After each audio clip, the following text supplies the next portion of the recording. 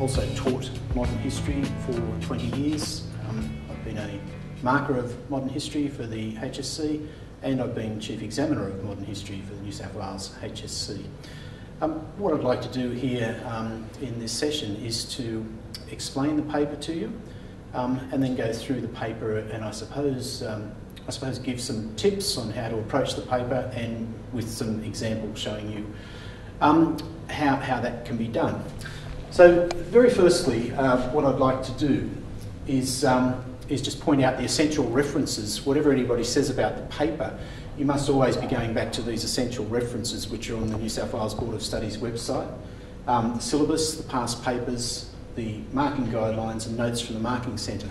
But I would point out one thing you need to be cautious about, and that is that the multiple choice questions which are now in the paper have only been there for one paper, that's 2010, and the current format of the personality question has only been there since 2006. So I'd be cautious about going back to any past papers before those dates for those sections of the paper. I'd point out two recommended references. Firstly, the New South Wales HTA Modern History Study Guide, and a supplement to that, which is on a CD with the new style of core questions. Both of these resources have been written to do pretty much what this session is attempting to do, with the added advantage that it's dealing with a lot of the content for the course. All right, what I'd now like to do is go through the paper itself, so that when you are preparing for the trial exam and also for the HSC itself, that when you go into the room, you are at least aware of what you'll be up against.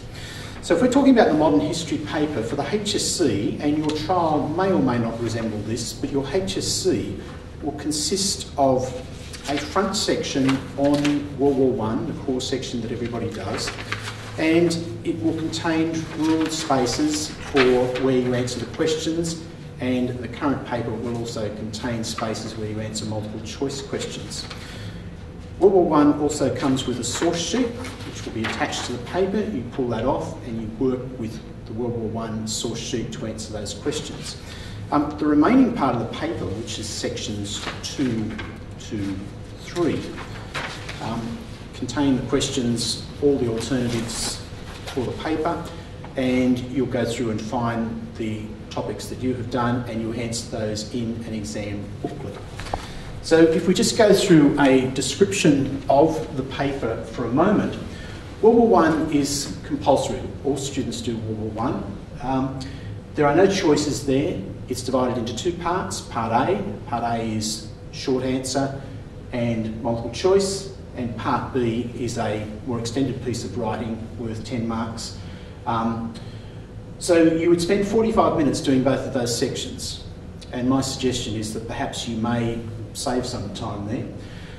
You go on then to the national study, and the national study you would go and look for the topic that you have done. So in the national study, probably a lot of students will be doing the German national study. You would look for the German national study, and you would find 2 essay questions there that you would choose one of those. 25 marks, and you would expect to spend about 45 minutes. You then have the personality question, and once again, all students do the same personality question, even if they've studied different personalities. 2 parts here, Part A and Part B. You do both parts. Part A is descriptive, worth 10 marks. Part B is more analytical and possibly will have a quote attached to the question. And together, Part A and B, you spend, again, 45 minutes. And the final question, the international studies, again, you would look through the international studies and you would find the topic that you do, whether it's Cold War, Pacific conflict and so on. And again, you would have a choice of 2, and you would choose your essay and spend 45 minutes doing that essay. That's what the exam looks like. If I can move to a strategy for approaching the exam, because I think you should go into both the trial and the HSC, assuming that it's going to look like a full HSC, you should go in with a strategy. The first thing to do is take account of the fact that the exam offers you 5 minutes reading time, and decide what to do with that 5 minutes reading time. Now, you possibly in the 5 minutes, before you can pick up a pen, have time to read the whole paper, Or you might spend the time making sure that you've read the sources and read all the source questions. That may take longer time than normal with multiple choice. What I would urge there is caution that if you read sources and read the multiple choice questions in the reading time, do make sure that you read them again before you go and start answering questions. Students sometimes say, where do I start? What order do I do the paper in? My suggestion is you do the paper in the order in which it's presented. In other words, you do World War I, and then you go and do the first essay, the national study, and then you go and do the personality question, and then finally you do the last essay on the international study. There's a reason for suggesting that, and in that World War I is a good start, a comfortable start with short answer questions to get you going and get you warmed up. The national study essay is probably going to be a bit harder. The personality gives you a slight break there, and then you take a deep breath and you get on to the final essay, which is also probably going to be quite difficult. Some of the things that students ask about, and people are reluctant to give answers, the length of the questions. People are reluctant to give answers because we always say that it's the quality that counts, but I think students are entitled to have some idea of minimum length. If we are talking about the World War I section, the World War I section is the space is provided on the exam paper so that, for instance, it has ruled lines, and that's the guide to how long your answer should be. So most students will probably find that that space is a small amount of space, but nevertheless that's the guide. You should be writing concisely in that section on World War I, and you can get full marks by simply filling that space. I've got here on this outline, can you ask for extra booklets? If you find in part B of World War I that you need extra space, put your hand up in the exam centre and ask for a booklet.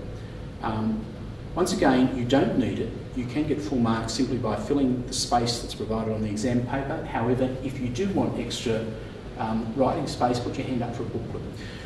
Once you get to the written parts of the paper where you need an exam booklet, I'd be suggesting that for the national study essay, you should be writing a minimum of 4 pages. Now, we need to qualify that a little bit, but if you are using an 8-page exam booklet, we're saying that you should be getting past the staples, in other words. That you write a minimum of 4 pages, and after that length doesn't matter. Some students write a number of booklets. You don't need to do that. I would emphasise that it's saying minimum, of course, and that the better students will be going a lot further than this. Do you aim to write an introduction for the national study essay? An absolute yes, and I'll come back and emphasise this in a moment. Can you ask for extra booklets? Yes. If you're talking about the personality, which is in 2 sections, part A and part B, I'm suggesting a minimum of 2 pages for the first section and a minimum of 3 to 4 pages for the second section. And once again, you do ask for extra booklets if you need them. I'm suggesting you might think about, for part B in this section, writing a small introduction. And finally, the instructions for the international study essay are the same as for the national study, with a big tip here is to make sure that you leave the 45 minutes when you get to the international study. Students who do well in the HSC are students who ensure that they leave that 45 minutes so they can do their best effort there with that last essay.